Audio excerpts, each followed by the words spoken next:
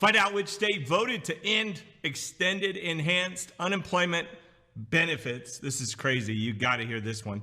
Which states saved $40 billion in unemployment claims, and the incredible news of how unemployment benefits during the past 18 months of craziness help more workers than the Great Recession. No kidding. So stay tuned. Hey everybody, it's Andrew Cartwright here, and I hope you're having a terrific Tuesday. Fantastic Tuesday. Here's your unemployment update for Tuesday, August 17th, 2021. A lot to cover here, so make sure you grab yourself some tequila. I'm just kidding.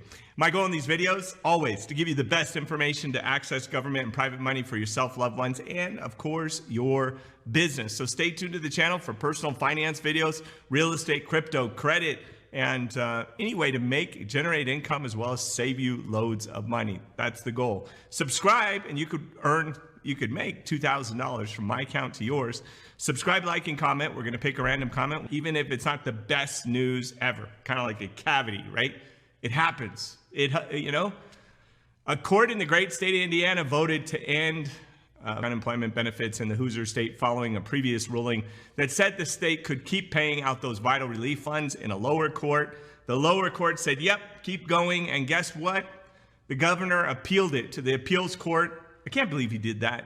I mean, I doubt he'll be governor again. I don't know. I'm just saying that's pretty unpopular. According to Newsweek, the Court of Appeals in Indiana ruled that the Republican governor, Eric Holcomb, could withdraw the state from the federal unemployment program, overturning his lower court judge.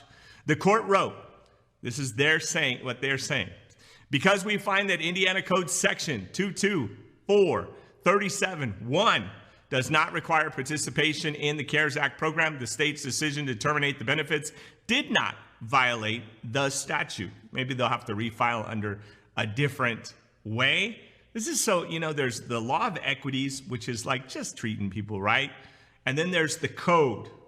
The code is what destroys countries. It destroys people when we start looking at the code rather than what's right. Obviously, unemployment benefits are needed by at least 6 out of 7 people. There's one person that's like, yeah, that you really should cancel it because of.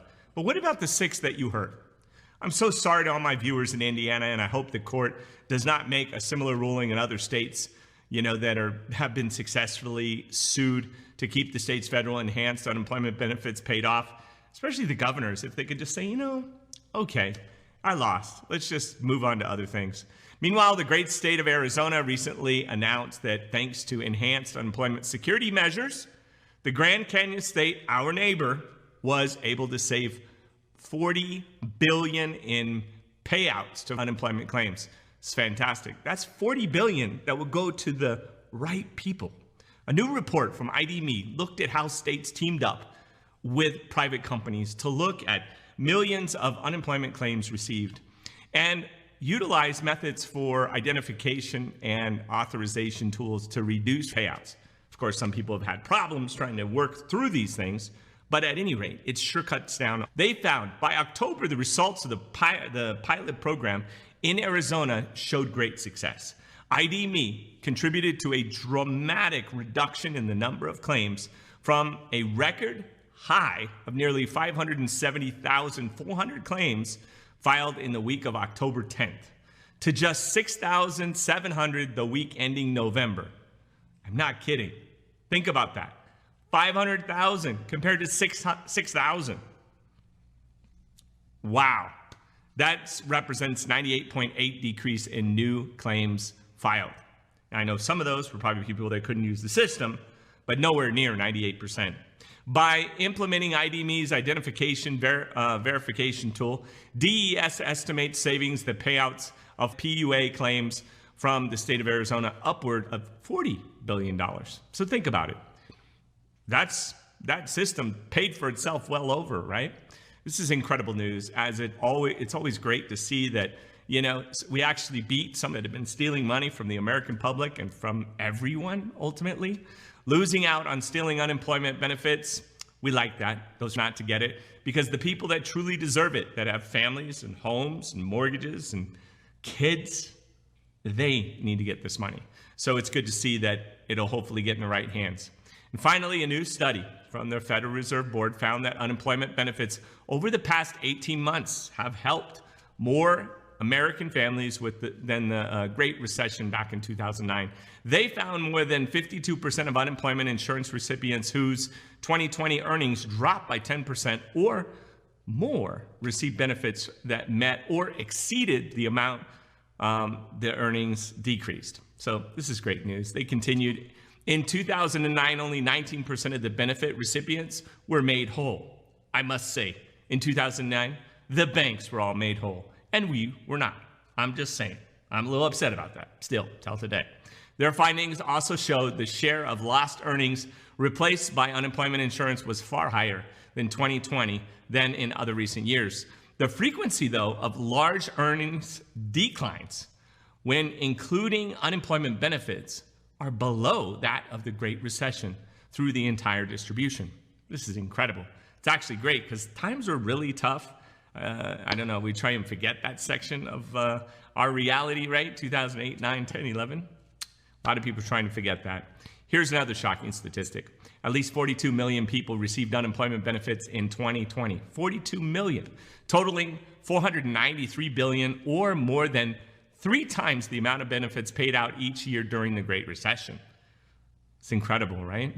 Also, y'all know this truly has been unprecedented times, and it's safe to say that unemployment benefits have been some of the biggest lifesavers over the past couple of years from millions of struggling Americans. I get stopped on a daily, people pulling me aside saying thank you for educating me about the PUA or about the BPP or the EIDL, which is why we continue to stay on task, stay focused, and not get distracted by negative news that we can do nothing about. You can do something about filing for unemployment. You can do something about the EIDL program that is going to be opening up and going to be issuing as much as 4 times more money. You can do something about, the stuff that you know about. If you don't, you can't about so much in the world. So I think it's important to stay focused on what we can change and forget about the stuff we can't. So grab yourself a tequila, a taco, whatever you need. Probably hold back on the tequila until you answer the questions, but simply check out your PUA, Unemployment Assistance website. A lot of times it's separate. Or your unemployment insurance website. Show them your employment history, your identification documents. Fill out the application as genuinely as possible and to the best of your ability. If you're honest and truthful and answer those questions, you could receive a backdated check if you've used your savings, credit cards, friends, mom, uncle, brother. You can pay them back by getting a check for up to $20,000. And especially the people that have been out there that just think they don't deserve it. They just decided. I've literally gotten debates and arguments with people going, you qualify. They're like, no, I don't. I said, you qualify. You really do. You're what's called a gig worker. They're like, huh? Yes, you're a gig worker. You're an Uber Lyft driver that hasn't been working. You're self-employed. You're an independent contractor.